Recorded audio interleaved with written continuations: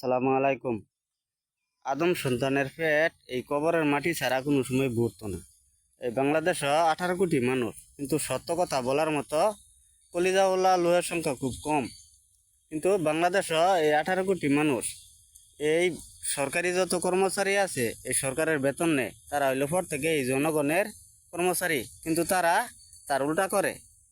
বাংলাদেশ ওই যে হাজার হাজার অপরাধ হইতেছে, মারামারি, কাটাকাটি, চাঁদাবাজি, ছিনতাই, ঘুষ, যত অপরাধ হইতেছে, কিন্তু কোনোটারই বিচার পাইতেছে না মানুষে, সমস্যা সমাধান হইতেছে না। এই কারেন্টের সমস্যা, কিন্তু এই সমস্যাগুলানের সমাধান হইতেছে না। একটা কর্মচারী রাখলে হ্যাঁ যদি কাজ না করে, তার এগুলি কাজের থেকে বিদায় করে দেয়। এই বাংলাদেশের যে এই সরকারের বেতন নেয়, পর থেকে হইল জনগণের কর্মচারী, তারা যদি কাজই না করে, তাদের যে লাভ আছে? এই বাংলাদেশে আজাদির জীবন চায় না, গোলামির জীবন চায়। পূর্বকাল থেকে যে গোলামি করে আইতেছে, এই গোলামির জীবনই পছন্দ করে।